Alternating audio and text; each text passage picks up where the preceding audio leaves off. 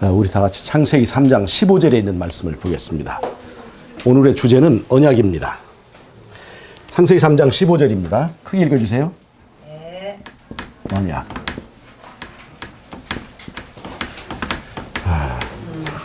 창세기 3장 15절. 자, 크게 읽어주세요.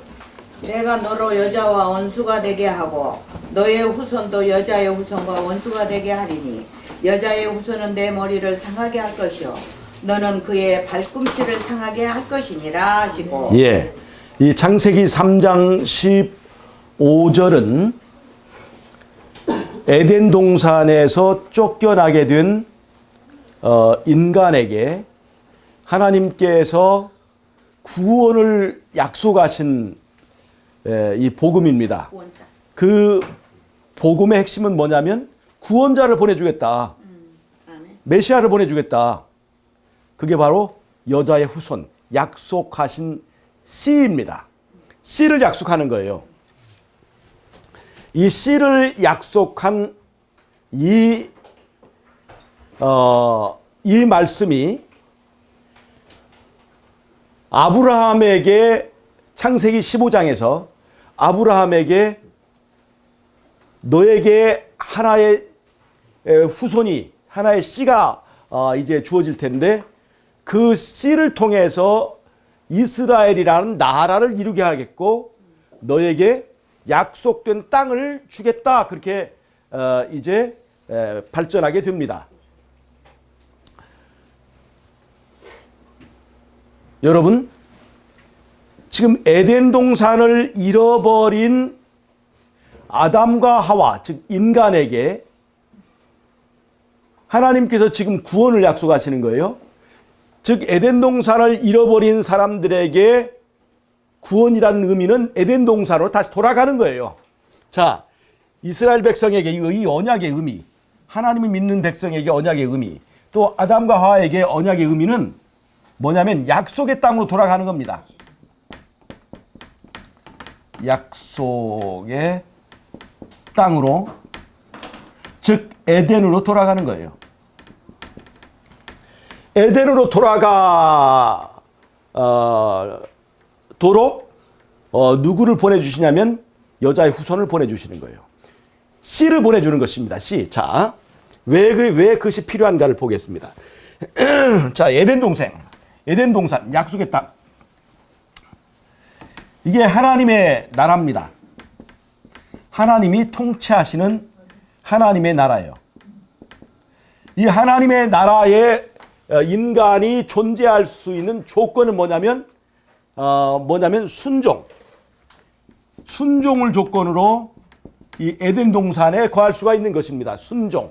뭐에 대한 순종? 하나님의 법, 하나님의 율법, 하나님의 계명에 순종하는 것을 조건으로 에덴 동산에 사는 거예요. 근데 인간이 즉 하나님의 율법에 순종하는 것을 조건으로 하나님의 나라 에덴 동산에서 살 수 있었는데 인간이 뭘 하게 됐어요? 순종을 거부했습니다. 불순종을 했어요. 불순종을 통해서 에덴 동산에서 쫓겨나게 됐습니다. 하나님의 계명을 불순종해서 에덴 동산에서 쫓겨나게 됐어요. 그 불순종이라는 것은 뭐예요? 하나님을 왕으로 인정하지 않겠다는 것입니다. 스스로 하나님같이 살겠다는 것입니다. 하나님 말을 듣지 않고 내 멋대로 살겠다는 것이에요. 그 표시를 무엇으로 표현했어요? 선악과를 따먹는 그 행위를 통해서 하나님을 인정하지 않겠다고. 하나님께서는 하나님 나라에서 우리에게 불순종할 수 있는 자유를 주셨습니다. 하나님을 섬기지 않을 권리를 줬어요. 그래서 그것을 선악과를 통해서 표현하도록, 결정하도록 이렇게 우리에게 기회를 주셨는데 인간이 그 기회를 활용해서 자기 스스로 하나님같이 되고 제 멋대로 살고 하나님의 계명에 불순종하기로 결정하고 그 다음에 인간은 자신의 선택에 따라서 에덴 동산에서 쫓겨나게 됐습니다. 자, 여기서 여러분 잊지 말으셔야 될 것은 하나님의 나라에 사는 것, 구원의 조건이라고 하는 것은 바로 에덴으로 돌아가는 거예요. 에덴으로 돌아가는 건데 에덴에 살 수 있는 조건은 뭐냐면 하나님의 통치에 순종하는 거예요, 안 하는 거예요? 순종하는 거예요. 그것은 다른 말로 하나님의 법에 순종하는 것을 말합니다. 하나님의 법을 인정하는 것을 말합니다. 자, 그래서 에덴 동산에 쫓겨난 인간이 에덴 동산으로 다시 돌아가려면 뭐가 있어야 되냐면 불순종의 값을 치러야 됩니다. 불순종의 값을 치러야 돼요. 그것이 뭐예요? 선악과를 따먹은 사람은 반드시 죽으리라 했으니까 그 생명을 이제 그 값을 치러야 됩니다. 그리고 또 하나, 에덴 동산으로 돌아가서 다시 또 불순종하러 가는 겁니까? 아니죠. 이제는 하나님께 순종하러 돌아가는 것입니다. 그래서 구원이라고 하는 것은 불순종의 사람이 순종의 사람으로 바뀌어지는 것을 말합니다. 그런데 여러분, 우리는 구원을 무엇으로 받습니까? 구원을 무엇으로 받아요? 믿음으로 받죠. 믿음으로 받죠. 그런데 믿음으로 구원을 받은 사람이 하나님의 법을 맘대로 범하거나 무시하거나 불순종하면 이 사람은 구원을 받은 것입니까? 안 받은 것입니까? 믿었다고 하면서 불순종하고 순종하지 않으면 그 사람은 에덴 동산에 살 수가 있는 겁니까? 없는 겁니까? 안 되는 거예요. 믿음으로 구원을 얻든지 무슨 뭘로 구원을 얻든지 그 구원이라고 하는 것은 에덴 동산으로 돌아가는 것인데, 에덴 동산이라고 하는 것은 하나님의 나라예요. 하나님의 통치에 불순종하지 않고 순종하는 거예요. 하나님의 계명에 순종하는 사람이 되는 것입니다. 그런데 순종하지도 않고 계명을 존중하지도 않으면서 내가 구원받았다라고 주장하는 것은 굉장히 어리석은 것이고 황당한, 하나님 입장에 볼 때는 황당한 거예요. 쟤네들이 구원이라고 하는 것은 바로 에덴 동산으로 돌아오는 건데 하나님의 나라에 살기를 원한다면서 불순종을 밥 먹듯이 하고 그래도 구원받았다고 자랑하는 것은 굉장히 하나님 입장에 볼 때는 황당하다는 것입니다. 자, 하나님 나라로 돌아가게 해주는 그 구원의 약속을 위해서 왜 하나님께서는 씨를 약속했느냐 이 말이에요. 씨를. 자, 보세요. 인간이 범죄할 때 범죄 핵심이 뭐냐면 그 중심에 그 사람의 주인의 자리에 하나님이 계셨는데 그 하나님을 부정하고 누가 하나님이 되겠다고 그런 것이에요? 내가 하나님이 되겠다는 것입니다. 이런 선택을 한 거예요. 그러니까 자, 나 중심적인 사람이 하나님의 법에 순종할 수 있어요? 나 중심적인 사람은 내 멋대로 살기를 원하는 것입니다. 그래서 하나님 법에 순종할 수 없습니다. 우리는 믿음을 가진 사람은, 하나님을 믿는 사람은 내 멋대로 사는 게 아니라 하나님의 말씀대로 사는 사람을 말하는 거예요. 자, 그래서 인간이 범죄한다고 하는 것은 우리가 창세기 3장에서 말하는 것처럼 네가 이것을 먹으면 스스로 하나님같이 될 거하여 하나님께서 이것을 먹지 못하게 하였다고 뱀이 유혹한 그 유혹을 따라서 선악과를 따먹는 행위는 스스로 하나님같이 살려고 그 일을 한 거예요. 스스로 하나님같이 산 것이라고 하는 것은 하나님의 계명에 순종하지 않고 내 멋대로 살겠다고 하는 그런 선언이었기 때문에 자, 이것이 범죄한 후의 인간의 구조입니다. 범죄한 후의 인간의 구조는 중심에 하나님이 있는 것이 아니라 중심에 누가 있어요? 내가 있는 거예요. 그래서 죄의 가장 핵심적인 뭐냐면 어디에 있냐면 이 중심에 있는 거예요. 중심에 하나님이 있어야 될 자리에 내가 있는 거예요. 나 중심적인 사람, 나만을 생각하는 사람, 나 중심적인 사람은 교만하고 나 중심적인 사람은 이기적인 거예요. 그것이 우리의 조상의 선택에 의해서 인간의 이제 구조가 되어버린 것입니다. 우리가 태어날 때도 바로 이러한 중심의 구조를 가지고 태어나는 거예요. 뭐가 잘못됐어요? 씨가 바뀌어진 거예요. 씨가. 순종의 씨가 불순종의 씨로 바뀌어진 것입니다. 여러분, 호박 씨를 심었으면 잘 가꾸면 거기서 수박이 나옵니까? 호박씨에다가 좋은 거름, 비싼 거름 주면 거기서 참외가 열립니까? 호박씨를 아무리 잘 가꾸고 아무리 비싼 거름을 주어도 거기에서 참외나 수박이 나오지는 않습니다. 뭐가 문제인 거예요? 거름이 문제가 아니라 씨가 문제가 있는 거예요. 씨. 그래서 인간의 운명을 극복하려면 이 씨의 문제를 해결해야 되는 거예요. 그래서 하나님께서 뭘 약속하셨냐면 여자의 후손 씨를 준 거예요. 아멘. 예. 자, 인간의 모든 범죄한 후에 인간은 아담의 후손입니다. 그 아담의 후손은 전부 다 이렇게 오염되었어요. 씨가 오염되었어요. 그래서 하나님께서 여자는 씨를 상징하지 않잖아요. 여자의 후손이라고 하는 것은 누구를 말하냐면 하나님의 씨를 말합니다. 창세기 3장 15절에 하나님께서 약속하신 여자의 후손의 실천이 뭐냐면 요한복음 3장 16절입니다. 하나님이 세상을 이처럼 사랑하사 독생자를 주셨다는 게 그 바로 씨예요. 하나님의 씨입니다. 하나님의 씨를 주신 거예요.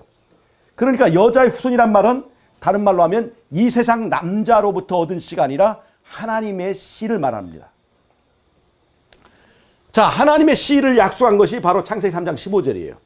그럼 그 약속하신 후손이 하는 일은 뭐냐면 인간을 위해서 불순종의 값을 치러야 됩니다. 죄의 값을 치러야 돼요. 그래서 십자가에서 그분의 생명을 바치셨습니다. 그 하나님이신 그분의 생명의 값이기 때문에 모든 사람을 위한 죄의 값을 치를 수가 있게 됐습니다. 자, 죄의 값을 치를 뿐만 아니라 이제는 우리가 에덴 동산에 돌아갈 때 뭐가 돼야 돼요? 순종의 사람이 돼야 되거든요. 그래서 우리를 순종의 사람으로 만들기 위해서 그분이 우리 어디에 들어와야 돼요? 우리 안에 들어오셔야 되는 거예요. 우리 안에 들어오셔서 내 중심의 왕의 자리에서 나를 다스려 주셔야 된다는 말이에요. 아멘. 예수님이 나의 주인이 되어야 된다는 겁니다. 그래서 그 예수님이 나의 주인이 되도록 예수님을 영접하는 행위를 뭐라고 그러냐면 그것을 믿음이라고 하는 거예요. 아멘. 자, 그러면 왜 하나님께서는 씨를 약속하셨느냐?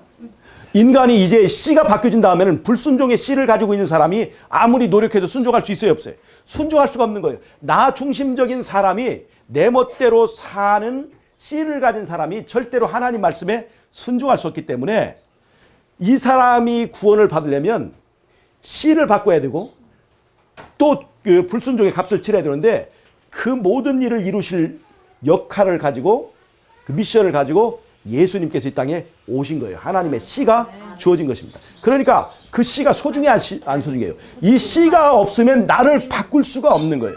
내가 바꿔줘야만이 내가 에덴 동산으로 돌아갈 수 있는 거예요. 자, 내가 예수님을 영접하게 되면 어디에 영접해요? 가장 내 마음에 소중한 곳에 예수님을 영접해야 됩니다. 가장 깊숙한 곳에 예수님을 영접하게 되는 거예요. 그러면 이제 하나님께서 이제 죄인이 에덴 동산으로 돌아가려고 한다면 뭐를 치러야 돼요? 죄의 대가를 치러야 돼요. 불순종의 대가를 치러야 돼요. 그러면 심판을 우리가 받아야 되는 거죠. 그러면 예수님을 영접한 사람이 심판대 앞에 섰을 때 하나님께서 우리의 외모를 보지 않고 우리의 중심을 보셔요. 근데 그 중심에서 뭐를 보냐면 이 사람의 주인이 누구냐를 봐요. 이 사람의 주인이 나라면 그 사람이 책임을 지는 거예요. 근데 내 중심에 예수님이 계시면 예수님이 내 인생을 책임지는 겁니다. 내 모든 문제를 책임지는 거예요. 그래서 예수님의 십자가의 보혈의 공로로 내가 어떤 죄를 지었던지 나를 보지 않고 누구를 봐요? 내 주인을 보고 내 죄를 용서해 주시고 나를 의롭다고 선언하는 것입니다.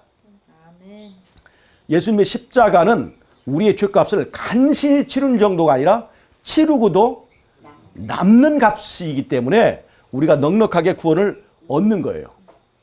그런데 내가 예수님을 모시면 내가 죄를 지었지만 의롭다고 간주하실 뿐만 아니라 내가 죄를 지었어요. 내가 분명히 죄를 지었습니다. 내가 죄를 지었어요. 그런데 나를 의롭다고 간주해 주시는 것은 누구를 보고 하는 거예요? 내 중심에 있는 예수님을 보고 나를 의롭다고 간주하는 것입니다. 그런데 내 안에 예수님을 모시면 내가 씨가 바뀌어져 가지고 이제는 불순종의 사람이 어떤 사람으로 바뀌었어요? 순종의 사람으로 바뀌는 겁니다. 예수님이 내 삶을 지배하게 될 때, 내가 예수님을 사랑해서 그는 내 안에 나는 그 안에 있게 되는 그런 사랑의 관계에 있게 될 때는 예수님처럼 내 입맛이 달라지게 되어 있습니다. 예수님의 거룩한 본성이 내 안에서 작용하게 되어 있어요. 이 거룩한 본성을 가진 사람은 전에는 하나님의 말씀이 지겹고 하나님의 말씀이 부담됐지만 이제는 그 말씀이 더 좋아지고 달콤해지고 그 다음에 하나님의 율법과 하나님의 말씀을 사랑할 수 있게 되는 거예요. 사랑하는 것을 행하는 것은 쉽습니다.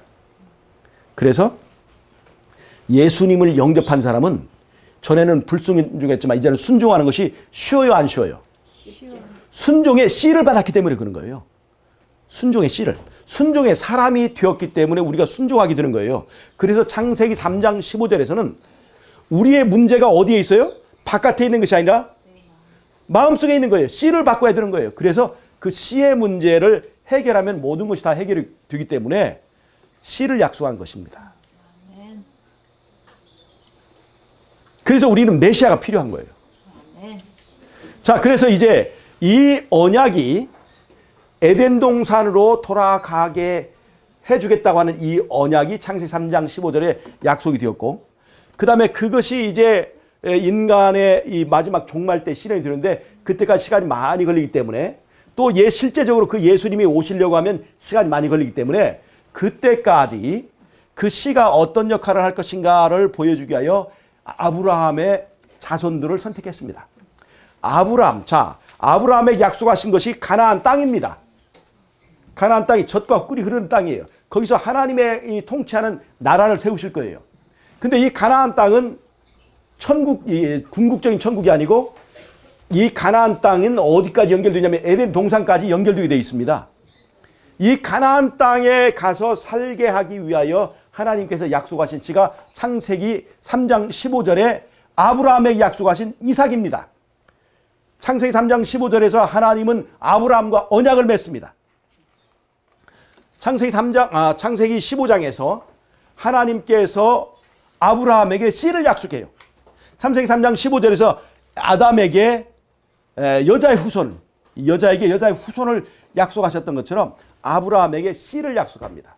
그리고 그 씨를 몇 살에 낳게 되냐면 아브라함이 100살 때, 그 다음에 사라는 90살 때 낳게 되어서 이 씨가 아브라함의 힘으로 낳은 것이 아니라 하나님께서 은혜로 주신 씨라고 하는 것을 분명하게 이제 사람들이 인식하게 하셨습니다.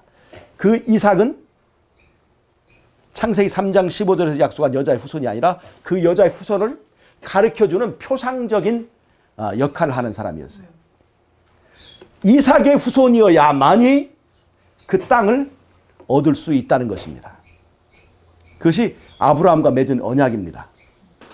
자, 씨를 바꿔야 우리가 구원을 받는 거예요. 씨를 바꾸지 않은 채로 아무리 율법을 순종하려고 해도 할 수도 없을 뿐만 아니라 순종하는 외양을 가졌어도 그것은 진정한 의미에서의 순종이 아닙니다. 자, 아브라함에게 맺은 언약은 바로 그것입니다. 창세기 3장 15절에서 약속한 여자의 후손을 이제는 이삭으로 표현을 했습니다. 아브라함의 후손으로. 자, 그러다가 이스라엘 백성이 어디로 가게 됐어요? 애굽에 이제 종로를 하게 되었습니다. 한 200년 있은 다음에 하나님께서 그들을 불러 일으키잖아요. 자, 이스라엘이 출애굽할 때 맨 마지막 재앙이 유월절 재앙이지 않습니까? 그때에 양의 피를 바른 집만 죽음의 사자가 들어가지 않고 거기서 이제 양의 피를 바른 집, 문설주와 인방에다 양의 피를 바른 그 집에서만 이제 죽음이었고 사망이었고 그들이 이제 이 마지막 유월절 재앙을 마지막으로 이 출애굽을 하게 됩니다. 이 유월절 때 집에다가 양의 피를 바른 것은 바로 예수님의 십자가의 보혈의 공로를 말합니다. 십자가의 보혈의 공로를 가진 사람만이 이 출애굽을 할 수가 있었어요. 아멘. 자, 이제 죄의 불순종의 대가를 이제 이 값을 치렀고, 자, 그들이 나왔을 때 출애굽해가지고 이제 50일 되는 그 날에 하나님께서 시내산에서 뭘 주셨어요? 율법을 주셨습니다. 즉 신의 산에서 하나님이 이스라엘과 언약을 맺었습니다. 언약을. 이것이 소위 말하는 옛 언약이라고 하는 것입니다. 옛 언약. 자, 옛 언약. 자, 잘 보세요. 이 옛 언약은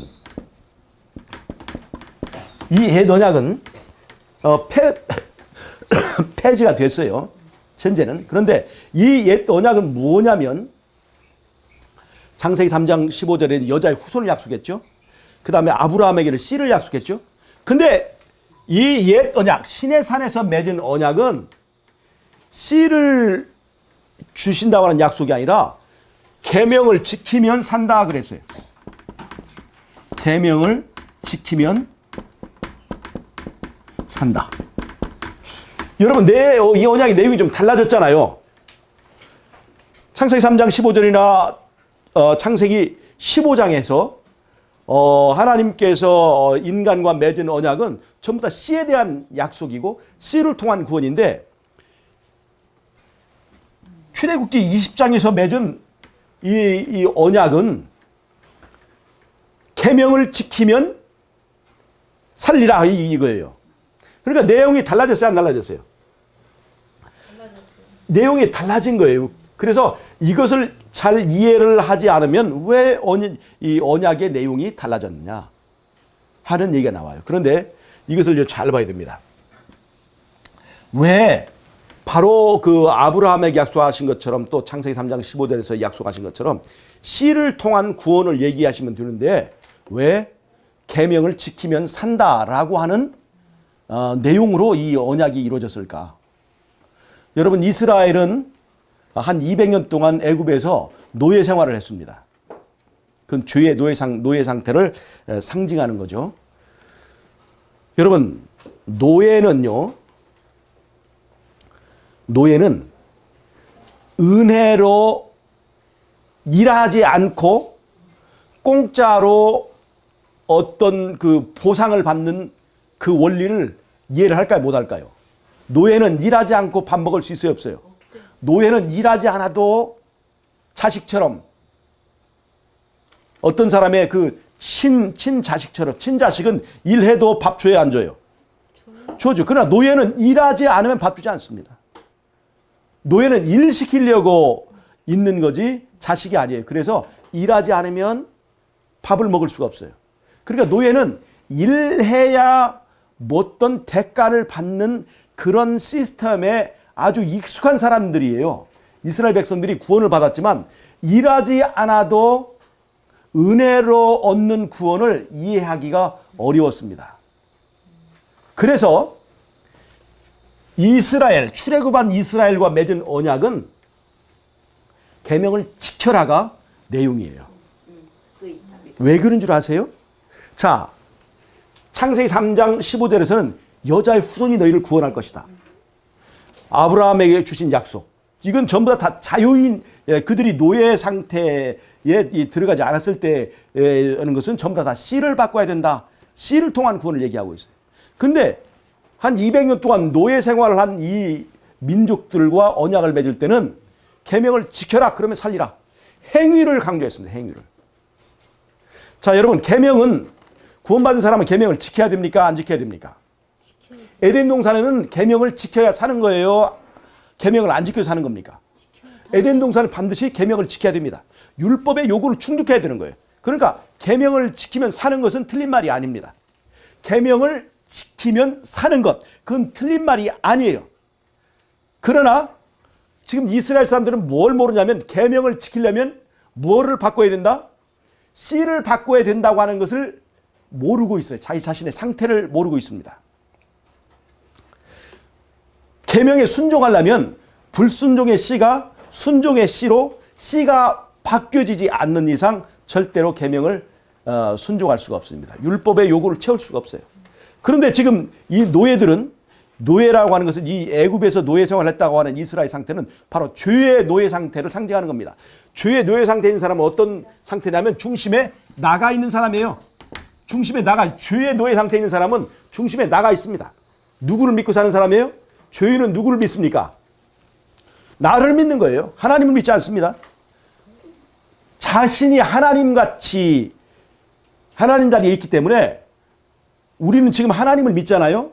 그런데 죄인은 그 하나님 누구냐면 나예요. 내가 하나님이에요. 그래 나를 믿고 사는 겁니다. 내 주먹을 믿고 살고 내 통장을 믿고 살고 내가 가지고 있는 것을 믿고 사는 것이 바로 죄인이에요. 죄인은 언제나 자신을 믿고 자신의 행위를 믿습니다. 즉, 이 애굽의 노예 상태에 있는 이 노예는 행위를 하지 않으면 아무것도 얻을 수 없다고 하는 그 법칙에 매여 있어요. 자, 이러한 사람들에게, 즉 자신을 믿는 사람들에게, 자신을 믿고 있는 사람들에게 씨를 바꿔야 된다. 뭐 이렇게 중심을 바꿔야 된다 하는 얘기나 이런 것들이 그들에게는 통하지 않기 때문에 먼저 율법의 요구가 그들에게 먼저 주어졌습니다. 계명을 지켜라. 그러면 살리라. 그 말이 틀린 말은 아니에요. 계명을 지켜라. 근데 옛 언약, 즉 시내산 언약에서는 뭐가 있냐면은 양을 잡아서 제사를 드리게 돼 있어요. 근데 양을 잡아서 제사를 드리는데 그 양 속에 누가 숨어 있습니까? 예수님이 숨어 있었어요. 옛 언약에서는 예수님이 숨어 있었어요. 예수님이 앞으로 나서지 못하고 숨어 있었어요. 왜냐하면 자기를 믿는 습관이 되어 있는 이 노예들에게는 자기 힘으로 구원받는 행위의 요구가 익숙하기 때문에 먼저 율법을 지켜라. 그러면 살리라 라고 이제 얘기를 한 거예요. 그러면 왜 하나님께서는 이 옛 계명을 이스라엘에 주셨을까? 계명을 지키면 산다라고 하는 이 말이 왜 앞섰을까? 사실은 하나님께서는 이 계명 앞에서 자신의 연약함을 깨닫고 이 옛 계명 속에, 옛 언약 속에 숨어 있는 예수님을 찾아내기를 바라고 이 옛 언약을 주신 겁니다. 즉 이스라엘 백성이 아무리 계명을 지켜라 그러면 살리라 하고 그런 언약을 줬어도 그러한 이 계명을 지켜서 구원을 얻을 수 있는 그런 인간은 하나도 없습니다. 왜 없어요? 중심에 씨가 문제가 있기 때문에 그래요. 불순종의 씨를 가진 죄의 노예가 씨를 바꾸지 않고는 절대로 순종을 할 수가 없어요. 그래서 율법이 먼저 나서서 계명을 지켜라 그러면 살리라라고 율법의 요구를 먼저 요구합니다. 그러면 그 노예 생활한 인간들은 행위에 익숙한 이 이스라엘 사람들은 그 율법을 지키려고 많이 노력을 하다가 결국에는 어떤 결론이 나게 돼요? 내 힘으로는 율법을 지킬 수 없구나 하는 것을 깨닫고 옛 계명 속에 숨어 있는 누구를 발견하게 되는 거예요? 이 양 속에 들어있는 예수님을 발견하도록 이 시내산 계명에는 그런 시스템이 있는 거예요. 자, 잘 보세요. 사람이 하나님을 앞서면 일을 할 수 있어요, 없어요? 능력이 있어요, 없어요? 사람이 하나님을 앞서면 능력이 없어요. 근데 사람이 하나님 뒤에 있으면 그때는 사람이 능력을 갖게 됩니다. 시내산 계명에서는 예수님이 숨어 있었고 그 행위가 먼저 앞에 있어요. 바로 이것을 통해서 이제 인간의 한계를 깨닫고 그 다음에 옛 계명 속에 숨어 있는 예수님을 발견하고 예수님을 통해서 이제 구원을 얻게 하려고 하는 그런 의도가 여기에 숨어 있던 거예요. 옛 언약도 제대로 활용만 하면 그걸 통해서 구원을 얻을 수 있을까요, 없을까요?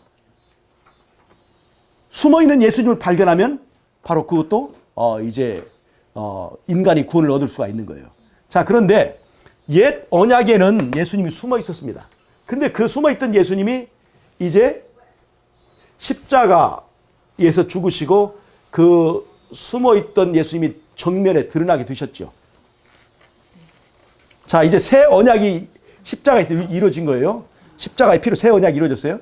새 언약과 옛 언약의 차이는 뭐예요? 숨어 있던 예수님이 완전히 앞에 드러나게 된 겁니다. 즉 창세기 3장 15절 또 창세기 15장이 약속한 씨를 통한 구원이 바로 이제 십자가를 통해서 드러나게 된 겁니다. 갈라디아에서 말하고 있는 새 언약이라고 하는 것은 바로 그것입니다. 옛 계명 속에 숨어있던 예수님이 이제 앞으로 확실하게 나서게 된 거예요. 왜 그런 일을 할 수 있을까요? 그 계명이 앞서 있는 동안 그 계명 앞에서 인간은 누구가 필요하다는 것을 깨닫게 된 거예요. 자신의 상태를 비춰보고 자신의 본질을 깨닫고 내가 정말 이 하나님께서 약속하신 씨를 통하지 않고는 이 율법을 지킬 수 없구나 하는 것을 깨닫게 되고, 그 다음에 옛 계명 속에 숨어있는 예수님을 찾게 되는데, 그 예수님이 십자가에서 확실하게 이제 나타나셔서 그 다음에 우리와 새 언약을 맺게 되셨습니다. 그 새 언약은 바로 창세기 3장 15절에 약속한 것이고, 또 창세기 15장에 말한 씨를 통한 구원입니다. 자, 이해하셨습니까? 창세기 3장 15장의 15절의 언약과 아브라함이 주신 언약과 그 다음에 출애굽기 20장이 주신 언약이 왜 이렇게 내용이 다른가의 그 의미를 우리가 충분히 이해를 하실 수 있죠. 자, 그러면 지금 우리는 우리가 에덴 동산으로 돌아가려면 어떤 사람이 돼야 돼요? 첫 번째, 불순종의 값을 치러야 되고, 그 다음에 불순종의 사람이 순종의 사람으로 바뀌어져야 됩니다. 근데 그 일을 누가 해주신다는 거예요? 예수님이 해주신다는 것입니다. 자, 예수님을 믿은 사람은 죄의 값을 누구를 통해서 지불할 수 있어요? 예수님을 통해서 지불할 수 있습니다. 자, 예수님을 영접한 사람은 불순종의 사람이 순종의 사람으로 바뀌어지는 것입니다. 그러니까 이제 하나님의 계명에 순종하게 되는 것입니까? 불순종하게 되는 것입니까? 순종하게 되는 거예요. 그러니까 계명을 지켜야 되는 것입니까? 안 지켜야 되는 거예요? 자, 여러분 이걸 잘 봐야 돼요. 예수님은 죄를 짓는 사람을 구원하는 것이 아니라 죄를 회개하고 죄를 버리는 사람을 구원하시는 겁니다. 여러분 이걸 잘 보세요. 믿는 사람에게는 죄를 지었지만 나를 의롭다고 간주하는 간주 기능이 있습니다. 간주. 자, 내가 과거에 많은 죄를 지었다 할지라도 내가 예수님을 영접하게 되면 나를 보지 않고 내 안에 있는 주인을 보고 나를 의롭다고 간주하는 거예요. 죄는 지었지만 죄값을 치렀고 너는 이제 의롭다라고 선언해주는 그 기능이 바로 간주하는 기능이에요. 여러분, 근데 믿음을 이 간주하는 기능으로만 설명을 해버리면 어디까지 빗나갈 수 있냐면, 내가 죄를 지어도, 내가 죄를 짓고 있어도 누구를 보고 나를 의롭다고 하는 거예요? 예수님을 보고 의롭다고 한다는 그 이론까지 뻗쳐갈 수 있다는 거예요. 이거 잘 봐야 됩니다. 이거 잘 봐야 돼요. 내가 죄를 지었지만 예수님을 영접해서 내 안에는 예수님을 보고 내가 의롭게 되면 그 사람은 이제는 죄를 미워해야 되는 사람입니까? 죄를 좋아하는 사람이 됩니까? 죄를 미워하는 사람이 되는 거예요. 그러니까 죄를 짓는 사람이 돼야 돼요? 죄를 안 짓는 사람이 돼요? 순종하는 사람이 돼야 되죠? 그런데 예수님을 믿고 계속해서 나는 죄를 지어요. 예수님 믿고 계속해서 죄를 지어요. 그러면서 우리가 잘못 적용하기를, 나는 죄를 짓지만 예수님께서는 하늘에서 나를 의롭다고 간주하신다. 내가 믿었기 때문에 나를 의롭다고 간주한다. 이렇게 말하는 것은 잘못된 거라는 얘기예요. 자, 내가 믿었어요. 믿었으면 어떻게 변화돼요? 불순종의 사람이 순종의 사람 바뀌어야 되는 거예요. 내가 믿었으면 내 중심에 누가 있어야 돼요? 예수님이 있어서 하나님께서 나를 심판할 때 내 중심에서 예수님이 주인인 것을 인정할 수 있어야 되는 거예요. 그런데 내가 믿으면서도 죄를 지어요. 그러면서 이 은혜를 강조합니다. 나는 죄를 짓지만, 인간이기 때문에 어쩔 수 없이 죄를 짓지만 하나님이 나를 의롭다고 간주해 주신다고 생각하는 것은 그건 오리라고 하는 것이에요. 그건 오리라는 거예요. 자, 무슨 말 아시겠죠? 네. 예. 믿었으면 사람이 불순종의 사람에서 순종의 사람으로 바뀌어져야 되는 거예요. 자, 그러면 그래서 이게 간주 기능만 강조하다 보면 잘못하면 여기까지 나갈 수 있어요. 하나님은 우리를 예수님 때문에 의롭다고 간주할 뿐만 아니라 나를 불순종의 사람에서 순종의 사람으로 바꿔주는데, 불순종의 사람에서 순종의 사람으로 바꿔지지 않고 그냥 간주 기능만 주장하는 것은 잘못된 복음이라는 겁니다. 도둑이지. 예, 잘 보세요. 예, 특별히 이런 것들을 주장하는 우리 중에서 이제 이상구 박사 같은 사람들이 우리 교회는 있죠. 그런데 여러분 잘 보세요. 왜 우리는 믿었다고 하면서도 믿은 후에도 왜 죄를 짓는가? 자, 믿었는데도 믿은 후에 죄를 지었어요, 안 지었어요? 여러분 그것을 알아야 됩니다. 그러면 우리가 인간이기 때문에 죄를 진 겁니까? 여러분 이걸 잘 보셔야 돼요. 하나님께서 십자가에서 구원을 전부 다 완성해 놓으셨죠. 그러나 그 구원이 내 것이 되려면 그 구원을 예수님을 누가 선택해야 돼요? 내가 선택해야 되는 거예요. 하나님께서는 십자가에서 구원을 완성하셔서 그 구원을 어느 주머니에 담았냐면 예수님이라고 하는 보자기에 담아서 우리에게 제공하셨어요. 그러면 내가 예수님을 주인으로 영접하는 사람은 그 보자기에 들어있는 구원이 내 것이 되는 거예요. 즉 누구의 선택이 남아있어요? 내 선택이 남아있는 거예요. 그 하나님께서 구원의 보자기다. 예수라고 하는 구원의 보자기에다가 구원을 싸서 나에게 제공하셨지만 그것이 내 구원은 아닙니다. 내 구원이 되려면 내가 예수님을 영접해야 되는 거예요. 자, 그러니까 선택이 누구에게 달려 있습니까? 나에게 달려 있어요. 여러분 그런데 내 선택이 한 번으로 그 선택이 끝난다고 생각하면 착각이에요. 하나님께서는 우리에게 선택의 자유를 주셨어요. 선택의 자유를 주셨어요. 그런데 하나님께서는 이것을 단 한 번에 결정하고 확정하는 것이 아니라 기간을 두고 충분히 생각해서 선택하기를 바라신다 이 말이에요. 왜냐하면 하나님은 사기꾼이 아니기 때문에 그렇습니다. 하나님은 갑자기 어떤 물건 속여가지고 그냥 팔아넘기고 그 다음에 물 수도 없게 그렇게 강요하는 분이 아니라 하나님은 정말로 하나님이 제공한 이 구원이 너에게 정말 좋은 것인지 확실하게 살펴보고 따져본 다음에 이것을 결정하도록 우리에게 시간을 주신 거예요. 은혜의 시간을. 아멘. 그래서 이것은 뭘 말하냐면 즉 하나님께는 우리가 예수님을 안 믿을 자유를 주셨을 뿐만 아니라 오늘 믿은 예수님을 내일 예수님을 버릴 수 있는 자유도 주셨어요. 누구를 위한 겁니까? 우리의 의사를 존중해서 그렇습니다. 자, 그러면 내가 오늘 예수님 믿었지만 내일 이 믿음이 변할 수 있습니까? 없습니까? 하나님은 우리의 믿음을 변할 수 있는 자유를 우리에게 주셨어요. 이거는 누구에게 달린 겁니까? 나에게 달린 거예요. 자, 그러면 내가 오늘 예수님 믿을 때는 내가 예수님을 진짜로 믿고 예수님을 영접하고 예수님을 사랑할 때는 죄가 지어집니까? 안 지어집니까?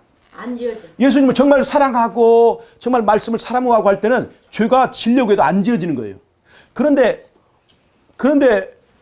예수님을 바라보던 베드로가 물 위를 걸어갔지만 예수님을 바라보지 않고 파도를 바라보던 베드로가 물속에 빠졌던 것처럼 내가 예수님을 바라보고 살다가 어떤 때 다른 것을 바라볼 때가 있어요. 세상적인 어떤 다른 것을 바라볼 때 내가 다시 죄에 빠지든가 안 빠지든가요? 죄에 빠지는 거예요. 즉 이건 뭐가 문제가 있는 거예요? 원래 사람에게 문제가 있는 겁니까? 아니면 내가 선택한 믿음을 잘못 관리해서 그럽니까? 내가 십자가를 바라보는 일을 소홀히 했기 때문에 십자가에서 멀어지는 순간 나도 죄에 빠지게 되는 거예요. 그런 일들이 반복이 될 수가 있는 거예요. 왜? 나에게 자유의지를 주셔서 즉 믿음이 한 번에 확정되지 않고 충분한 시간을 주셔서 그 시간 동안 고려할 수 있는 자유를 주셨기 때문에 그 하나님께서 그 주신 자유 때문에 하나님은 내가 믿음을 내가 변할 수 있는 자유를 줬어요. 그래서 그 자유 때문에 내가 죄를 짓는 것이지 원래부터 나는 죄를 지을 수밖에 없기 때문에 죄 짓는 것이 아니라는 겁니다. 즉 예수님을 모를 때는 예수님을 영접하지 않을 때는 우리는 원래부터 죄를 지을 수밖에 없었습니다. 그러나 예수님을 영접한 다음에 사람은 달라집니다. 예수님이 내 안에 계실 때는 이전에 내가 아니에요. 그래서 우리는 죄를 안 지을 수가 있는 거예요. 율법의 요구를 채울 수가 있고 율법이 요구하는 것보다 더 많은 것을 할 수 있는 새로운 동기와 새로운 본능이 우리 안에서 역사하게 되는 거예요. 그런데 내가 예수님을 믿었다 하면서 죄를 짓는 것은 원래부터 내가 그렇게 죄를 지을 수밖에 있어서가 아니라 바로 내가 뭐를 잘못했다는 거예요? 예수님을 바라보는 일을 선택을 잘못했다는 겁니다. 내 자유의지를 잘못 활용했기 때문에 그렇습니다. 그러면 내가 오늘 어제는 예수님을 믿고 죄를 안 졌지만 오늘은 내가 예수님을 이제 바라보기를 등한히 하고 세상을 바라보다 죄를 지었으면 그 책임은 누구에게 있는 것입니까? 나한테 있는 거예요. 자, 내가 어제는 예수님을 바라봤지만 오늘 예수님 바라보지 않아서 죄를 짓고 있습니다. 이 상태에 있어요. 이 상태에서 죄를 짓고 있는 상태에서 하나님께서 우리를 구원해 주십니까? 아니에요. 그건 아니에요. 죄를 회개하고 죄를 버린 사람에게만 구원이 있는 거지, 내가 예수님을 지금 영접하지 않고 예수님을 등한히 하고 있으면서 내가 구원이 있다고 말하는 것은 은혜를 잘못 얘기하는 것이라는 말입니다. 자, 이해를 하시겠죠? 내가 오늘 죄를 짓고 있지만 다시 돌아갈 기회가 있어요, 없어요? 기회는 있어요. 기회는 있어요. 그러나 죄를 짓고 있는 상태에서 구원을 주장할 수는 없습니다. 돌아가야 구원이 있는 거예요. 예수가 영접되는 것을 조건으로 구원이 있는 거지, 내가 지금 예수를 떠나 있는데도 불구하고 나를 보지 않고 하나님께서 나를 의롭다고 간주해 주신다고 하는 그 복음은 거짓말이라 이 말이에요. 죄를 버린 사람을 용서해 주는 일은 있어도 죄를 짓고 있는데 구원해 주는 법은 없습니다. 네. 여러분, 에덴 동산에서 뱀이 인간을 유혹할 때 어떻게 했어요? 이 선악과를 먹어도 죽지 않는다. 즉 죄를 지어도 죽지 않는다. 이것이 바로 이 에덴 동산에서 뱀이 인간을 유혹한 거예요. 죄를 지어도 죽지 않는다. 그런데 요즘에 우리 이 성경을 가르치는 사람들 중에서 죄를 지어도 하나님은 우리를 의롭다고 간주하신다 라고 하는 복음을 이렇게 이제 전하고 있는 사람들이 너무나 많이 있습니다. 이거는 바로 에덴 동산에서부터 시작된 뱀의 거짓말입니다. 죄를 지어도 구원받는 법은 없습니다. 그러나 죄를 지은 사람이라도 죄를 버리고 예수께로 돌아가기만 하면 하나님께서 우리를 구원해 주시는 거예요. 아멘. 우리는 어디로 돌아가는 거예요? 에덴으로. 구원이라고 하는 것은 에덴으로 돌아가는 것입니다. 에덴 동산에서는 불순종의 사람이 살 수 있어요, 없어요? 순종의 사람이 되어야 됩니다. 하나님 계명을 순종해야 돼요. 그래서 내가 구원을 누리고 있다고 한다면 무엇을 누리고 있느냐면 순종의 복을 누리고 있는 거예요. 내가 불순종의 어떻게 보면 불순종에는 저주가 있잖아요. 불순종의 저주 가운데 있으면서 내가 구원을 얘기한다고 하는 것은 이건 바르지 않은 것입니다. 내가 오늘 죄를 지었어도 하나님께서 아직 내게 주신 은혜의 시간을 갖고 주지 않았으면 나는 돌아갈 수 있습니다. 돌아가야 예수의 효력이 나에게 적용되는 것을 여러분 잊지 마십시오. 돌아가지도 않고도 예수의 효력을 주장하는 것은 바로 뱀이 에덴 동산에서 가르친 것입니다. 여러분, 이 행위라고 하는 것을 행위와 믿음을 서로 반대말이라 생각하시면 안 됩니다. 행위로 구원받지 못한다. 이 말의 진짜 의미는 인간의 행위로 구원을 받지 못한다는 거예요. 인간의 행위가 잘못이 아닙니다. 잘 보세요. 예수님께서 우리를 구원해 주신다고 말로만 하고 행동하지 않았더라면, 십자가에서 달려 죽는 그 일을 성육신으로 내려오시는 그것을 행동하지 않았더라면 우리는 구원이 없습니다. 즉 예수님의 약속은 행동으로 옮겨져야 그것이 효력이 있는 거예요. 여러분, 우리의 믿음도 마찬가지입니다. 믿음도 말로 끝나서는 안 되고 그것이 내 삶에서의 변화, 내 중심에서의 변화, 그래서 그것이 내 삶과 행동을 바꾸는 것이어야 그것이 의미가 있다고 하는 것을 여러분 꼭 이해를 하시기 바랍니다. 물론 행동으로 옮겨지기 전에 예수를 영접하는 그 순간만으로도 사실은 구원이 된 거예요. 그러나 그것은 바로 그냥 그걸로 끝이려고 하는 것이 아니라 반드시 우리의 삶을 변화시키고 우리의 행동을 변화시키기 위해서 연결된 하나의 방법이라는 것입니다. 그냥 믿음으로 그치려고 하는 것이 아니라 믿음은 내 삶을 바꾸고 행동을 바꿔서 불순종의 사람을 순종의 사람으로 바꾸려고 하는 그 방법이라는 것을 여러분 꼭 잊지 마시길 바랍니다. 아멘. 그래서 예수 믿은 다음에는 내 멋대로 살고 구원을 주장해서는 안 돼요. 예수 믿은 다음에는 말씀대로 살아야 됩니다. 그 사람들만이 이제 구원을 주장할 수 있는 자격이 있는 거예요. 오늘 내가 믿었지만 내일 안 믿을 수 있어요? 그래서 죄 지을 수 있어요? 그러나 다시 돌아갈 기회도 있는 것입니다. 다시 돌아갈 때 우리가 죄를 버리고 또 죄를 회개할 때 하나님께서 우리에게 구원을 주시는 것입니다. 여러분 특별히 마지막 때에는 욥과 같은 시험이 우리에게 남아 있습니다. 욥과 같은 시험. 하나님의 구원받는 백성을 놓고 내기를 하는 거예요. 자, 여러분, 욥이 순전하고 의로운 사람이죠? 네. 여러분, 의로움이라고 하는 것은 내가 하나님과 내가 하나 되는 상태에서 의로워지는 거예요. 그렇죠? 그러니까 내가 예수님을 주인으로 모시기만 하면 행위를 하나도 하지 않아도 그 예수님 보고 나를 의롭다고 하는 거예요. 그런데 사단이 욥을 놓고 내기를 할 때는 하나님만 알아보는 의로움이어야 될까요? 사단도 인정하는 의로움이어야 될까요? 사단도 인정하는 의로움이 그의 삶에서 나타나야 됩니다. 마지막에 시험의 때에는 마지막에 욥의 시험과 같은 시험이 계시록 13장에 있는 시험이잖아요. 이때 시험은 뭐냐면 우리의 순전하고 의로움이 가슴 속에서만 있는 그 관계로만 끝나는 것이 아니라 우리의 삶과 품성을 통해서 입증돼야 되는 거예요. 즉